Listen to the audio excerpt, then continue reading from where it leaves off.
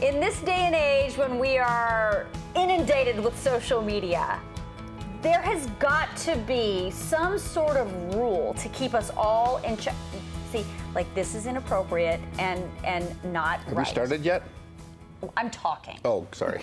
I'm talking. I was busy on Facebook. See, and therein lies the problem. What is the etiquette when it comes to your social media? Yeah. So we invited the expert, the guru. Elaine Swann is here, etiquette expert. Hello. I was being rude, wasn't I? Here. I was being rude. Yeah, not paying you attention were to on my the rude partner. side. You dipped a little bit into the rude pond there. Yeah. So look, I want to talk, Elaine, about social media because it has taken over our world. It has taken over our everyday lives. What is appropriate and not appropriate when it comes to people saying nasty things about you on social media? Is it appropriate to respond? Is it not appropriate to respond? So here's the thing, and this is one of the things I talk about in my book, Like Crazy Be Crazy. I tell people that sometimes you cannot feed that rude beast, and so sometimes feeding the beast just kind of keeps it going and keeps it going. So when people say nasty things about you on social media, starve the beast. Okay, don't say anything. Don't engage, because all you're doing is just adding more fuel to the fire. You're taking whatever should be handled offline, online. So instead, ignore, block, delete, whatever it is you have to do, and then deal with that person privately. That's the best thing to do. Because when people it's feel so like, hard. I know, but here's the thing: when people feel like they have an audience, then they're going to start pulling out as much stuff. There's, all those little skeletons we have in our closet or whatever. You just never know what someone's going to say. And so if you can starve that beast until nothing, and eventually they have nothing to go on, they're going to have to confront you face to face, but not on social media. Don't give them your time of day. It is hard. But just try. I promise you, it's the best thing to do. There's another aspect of social media, and that is that some people, when you go out to dinner, for example, with two couples go to dinner, and you're sitting at the table, and all of a sudden one of you takes out your phone and starts looking at, like, what? The dinner isn't interesting enough that you have to check your social media to see what other people are doing at dinner? Exactly. Yeah, that's really challenging. And when I first started in the etiquette business, that's one of the things we used to say is never take your phone out. Don't let, put it away, leave it in the car. Now, because our phone is kind of a little personal computer, it is all right to bring it with you. And it actually is okay to use it at the dinner table. However, it should have only something to do with the conversation at hand. So if you take your phone out at the dinner table, you better be looking up movie times or something that everyone else is involved with. But the thing to where you're just by yourself or you're doing whatever, that's a big no. But yes, if there's something that the whole group is involved with, then most certainly you can take it out. All right, I want to talk about the art of conversation. Because, the art of conversation, I feel, has become very lost because of our phone, because we get introverted and we get into the phone instead of really being present and paying attention to what's happening. Yes. So what do you talk to people?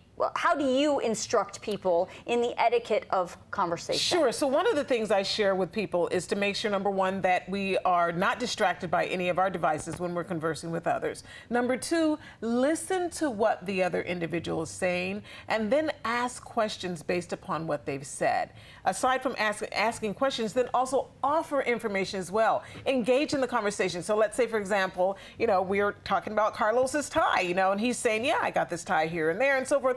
If you tell me you got the tie in New York, I'm listening to you, and I would say, oh, really? How many times have you been to New York? Or are you from New York? That sort of thing. So that's where you kind of engage. And I would say, oh, I used to live in New York. So this is how you kind of really engage in artful conversation. Listen and ask questions and then offer information. This is great information. This, I think, is fantastic for younger people who don't seem to be able to communicate without their phone, without texting, without sending emojis.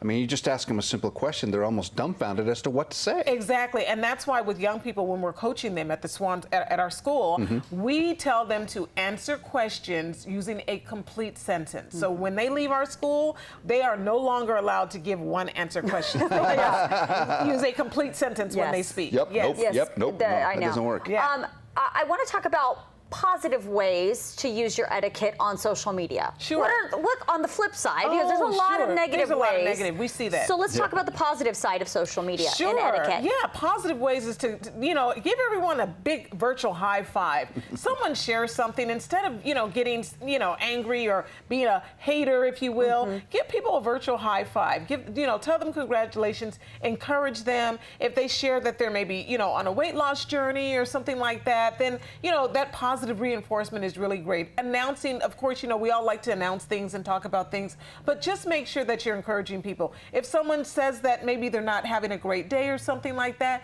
that's another way that you can use social media to kind of lift someone's spirits and let them know that you're there and you're connected with them. There's a little, I'm going to just talk about pressure. Okay, go. Okay, so I get it. Since I'm of the age of the Facebook users, I'm one like a typical Facebook user, and it says 3 birthdays are today. If I only wish 2 out of the 3 a happy birthday, is that bad etiquette? No, it's not. Oh, okay, good. Thank goodness. Not at Because all. I may know 2 of them really well and one of them not so much, and I don't really want to get engaged. Exactly. Yeah. Wish happy birthday to those folks. You get the thing you say, there's 17 birthdays Oh, my today. goodness. No, you do not have to wish every person that has a birthday Thank on that you. day. Just the ones that you're connected with, that you have a personal relationship, or maybe someone you're trying to kind of start to begin to engage with them a little bit more, because we are really connected on Facebook, and we see that. So no, you are off the hook. Thank you. Well, if Elaine says it's cool, then it is cool. Off the hook. Yeah. Yes, it's Well, cool. okay, and tell everybody you're the Swann School of Etiquette. The Swann School of Protocol. Of Protocol. Protocol. Yes, Ah. And Swann it's School of Protocol. And in- we're located in Carlsbad. And also we have 17 other locations throughout the United States as well, because we are training folks and helping them to launch Swann schools in their city. Do you have That's one great. in near the nation's capital? Yes, we do. Actually, we Excellent. do. Yeah. I have just a customer for you. I'm yes. going to be there next week, and I'll be meeting with our Swann School owner next week, and I've got some things I'm going to be helping I her got with. somebody Yes. you might recruit. Yes. Okay. all right. Thanks so Elaine, much. thank you.